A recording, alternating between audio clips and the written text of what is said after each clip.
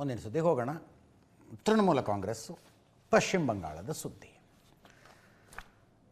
ತೃಣಮೂಲ ಕಾಂಗ್ರೆಸ್ನಿಂದ ಗೆದ್ದು ಸಂಸದರಾಗಿರುವವರ ಪೈಕಿ 29 ಜನ ಗೆದ್ದವರು, ಒಬ್ಬರು ತೀರ್ಕೊಂಡಿದ್ದಾರೆ, 28 ಜನ ಇದ್ದಾರೆ. ಅವರ ಪೈಕಿ 20 ಜನ ಮಮತಾ ಬ್ಯಾನರ್ಜಿಯಿಂದ ಬಂಡಾಯ ಎದ್ದು ನಮ್ಮದೇ ಒರಿಜಿನಲ್ ತೃಣಮೂಲ ಕಾಂಗ್ರೆಸ್ಸು ನಮ್ಮನ್ನು ಪ್ರತ್ಯೇಕವಾಗಿ ಕೂಡಿಸಿ ನಮ್ಮ ಬೆಂಬಲ NDAಗೆ ಅಂತ ಓಂ ಬಿರ್ಲಾರಿಗೆ ಪತ್ರ ಕೊಟ್ಟಿದ್ದಾರೆ ಅನ್ನೋ ಸುದ್ದಿ ಹೇಳ್ತಾನೆ ಬಂದಿದ್ದೀವಿ. ಪ್ರಶ್ನೆ ಇದ್ದದ್ದು ಆ 20 ಜನ ಯಾರು? 20 ಜನ? BJP ನಾಯಕ ಅವರೊಬ್ಬರ ಮನೆಯಲ್ಲಿ 14 ಜನ ಕೂತ್ಕೊಂಡಿದ್ದ ಫೋಟೋ ನೋಡಿದ್ವಿ ನಾವು. ಆ 14 ಜನರದ್ದು ಸೈನ್ ಇದೆ ಅನ್ಕೊಳ್ಳೋಣಪ್ಪ. ಅದರಲ್ಲಿ ಇನ್ನು 6 ಜನ ಯಾರು? ಆ ಪ್ರಶ್ನೆ ಇದ್ದೇ ಇತ್ತು. ಇದೆ ಭೂಪೇಂದ್ರ ಯಾದವ್ ಮನೇಲಿ ಕೂತ್ಕೊಂಡಿದ್ದಾರೆ ನೋಡಿ.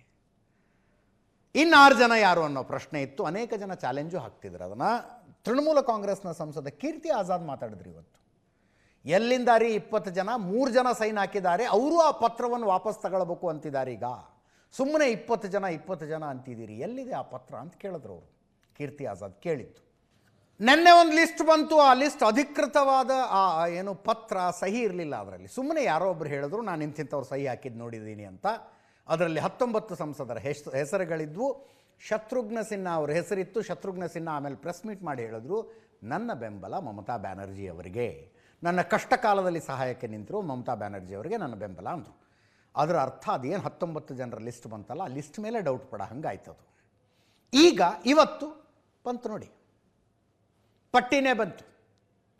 19 ಜನ ಸಂಸದರುಗಳ ಸಹಿ ಇರುವ ಪಟ್ಟಿ. ಕಾಕೋಲಿ ಘೋಷ್ ಅವರ ನೇತೃತ್ವದಲ್ಲಿ ಬಂಡಾಯ ಎದ್ದು ನಮ್ಮದೇ ಒರಿಜಿನಲ್ ತೃಣಮೂಲ ಕಾಂಗ್ರೆಸ್ ಅಂತ ಇರುವ 19 ಸಂಸದರ ಸಹಿಗಳಿದ್ದಾವೆ. ಇದರಲ್ಲಿ 19 ಅಂದರೆ 2/3 ನಂಬರು.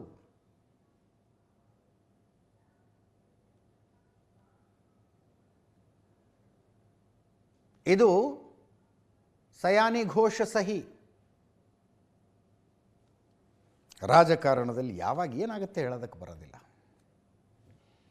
ಕಾಕೋಲಿ ಘೋಷ್, ಶತಾಬ್ದಿ ರಾಯ್, ಬಾಪಿ ಹಲ್ದಾರ್, ಡಾಕ್ಟರ್ ಶರ್ಮಿಳಾ ಸರ್ಕಾರ್, ಪ್ರಸೂನ್ ಬಂಡೋಪಾಧ್ಯಾಯ, ಜಗದೀಶ್ ಬರ್ಮಾ, ಅಸಿತ್ ಕುಮಾರ್, ಅರೂಪ್ ಚಕ್ರವರ್ತಿ, ರಚನಾ ಬ್ಯಾನರ್ಜಿ, ಸಯೋನಿ ಘೋಷ್, ಮಿಟಾಲಿ ಬ್ಯಾಗ್, ಮಾಲಾ ರಾಯ್, ಕಾಲಿಪದ್ ಸೊರೇನ್, ದೀಪಕ್ ಅಧಿಕಾರಿ, ಜೂನ್ ಮಾಲಿಯಾ, ಪಾರ್ಥ ಭೌಮಿಕ್, ಖಲೀಲುರ್ ರಹಮಾನ್, ಅಬು ತಾಹಿರ್ ಖಾನ್ ಮತ್ತು ಯೂಸುಫ್ ಪಠಾಣ್. ಎಷ್ಟು ಜನರ ಸಹಿ ಇದೆ?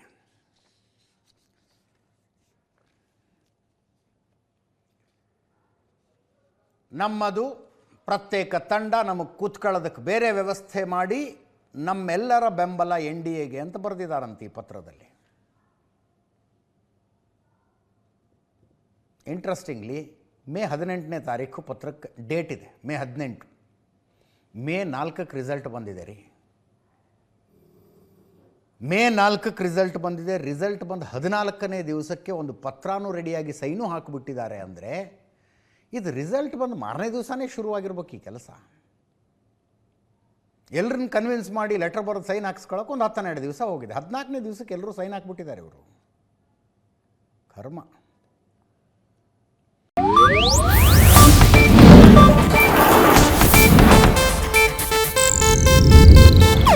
ಇದು ಏಷ್ಯಾನೆಟ್ ನ್ಯೂಸ್ ನೆಟ್ವರ್ಕ್ ಪ್ರಸ್ತುತಿ.